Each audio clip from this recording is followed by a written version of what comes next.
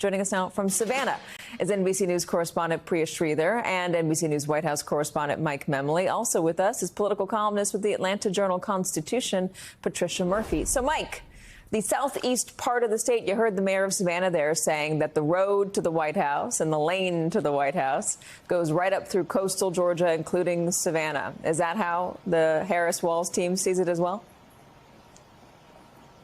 Yeah, they certainly see it as an important part of their strategy. And this entire trip, Katie, the kids might say, is a bit of a flex by the Harris campaign. They want to take all that energy and enthusiasm from what they felt was a very successful convention in Chicago last week and show that they're playing on an expanded battleground map. Remember, President Biden won Georgia. He was the first Democrat to do so since 1992. But it seemed his focus was narrowing to defense, playing in those blue wall states primarily. And so by choosing Georgia, the Harris campaign is signaling that they think that they are playing with the House money a little bit here, and not just choosing Georgia, choosing a part of the state which, I'll use this stat again, hasn't seen a general election presidential campaign event since the mid-1990s. So that's how rare it is to see this ticket come here. And they're going to be doing a mix of events. It's going to be a bus tour with the new ticket, Harris-Walz, doing some retail, visiting some more rural parts of, yes, blue counties. But then we'll see the vice president also do a large solo rally like we've seen her do over the course of the last few weeks. It's also important to note, Katie, that this is not just the candidate, that the Harris campaign has been on the ground. They say they have 50 offices throughout southern Georgia. They've had 500 events since May 31st. So they're doing the work. They're showing it's not an either-or proposition, that when you have the resources, you can do all of the above. All right, so Priya, tell me about what voters are saying regarding this visit.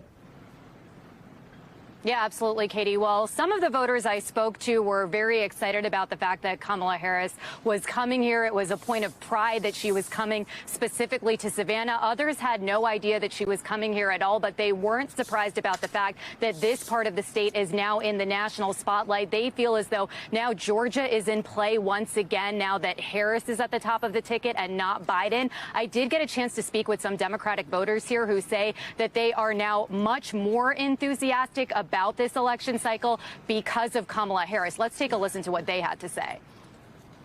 How do you feel about Kamala Harris coming to town?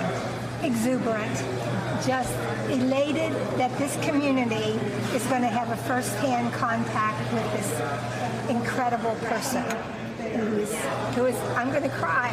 I am so happy that a woman may be in charge, and a very capable woman with integrity. I like her, first of all, because she's a very intelligent woman. I do believe that woman can be a president. I mean, we run the households and everything else. So I'm just excited. I'm really excited to see what a woman can bring to a man, a man-built world, basically.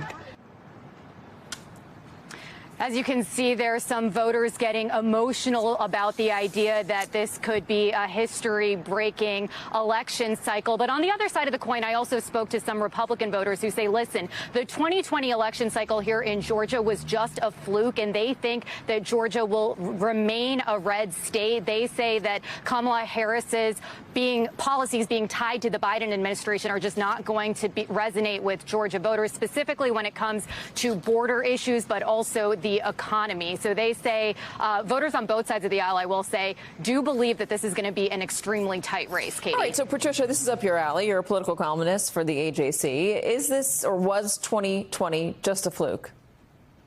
So the most important race to look at recently here in Georgia is the 2022 campaign. That is when Governor Brian Kemp, a Republican, won statewide. That same year, Raphael Warnock, a Democrat, won re-election for senator. There are swing ticket voters, split ticket voters here in Georgia that are the exact people that the Harris campaign needs to mine. That's why they're going to South Georgia.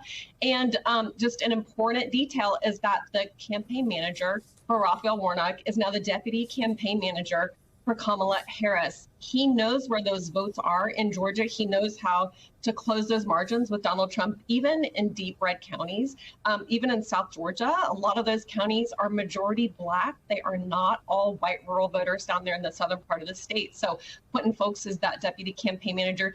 he knows where Harris belongs, and they've decided this is where she belongs. You know, this is something that I saw in 2020 when I was following the Trump, or 2016 when I was following the Trump campaign. He went places that people said he didn't need to go or that he had no business going, and voters there responded. I wonder if this is, I mean, you have Quinton folks, but I wonder if they're taking a page potentially out of what Donald Trump did in 2016 and going to the places that, you know, technically speaking, they shouldn't be going. Actually finding the voters where they are instead of relying on the blue places in the swing states.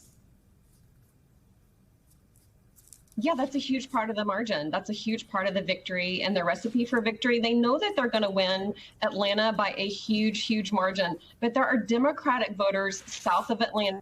This whole area is about a 4-hour drive south of Atlanta. They have not even seen a presidential candidate since 1992 when Bill Clinton went there. So they are hungry, I would say, or they're at least open to a Democratic message. These are voters who may not have even voted in years and years, low propensity voters.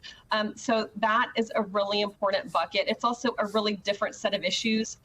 Not enough grocery stores, not enough hospitals, not enough jobs in this part of the state. And that will be issues that Harris and Tim Walz will be able to speak to, hear from those voters, and if they're smart, fold that into their campaign going forward. So Joe Biden ran up the numbers in 2020 among Democrats in Georgia, but there were also some soft Republicans, moderate Republicans, independents who voted for him because they were just tired of Donald Trump. Is there still softness there? Are they still an opportunity for Kamala Harris?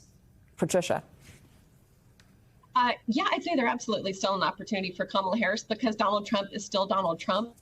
He was winning this state when Joe Biden was still on the ticket. But I think now that Harris is on the ticket, they have a really different moment here. I've spoken with Black women voters in particular who have said, I've been waiting my entire life for this moment. So it'll be as much about ginning up enthusiasm for Kamala Harris as it is really hammering Donald Trump and reminding Georgia voters why they didn't vote for him in 2020. There's a record there that they can continue to exploit, but Donald Trump is super strong in the southern areas of the state as well. It's a true toss-up right now.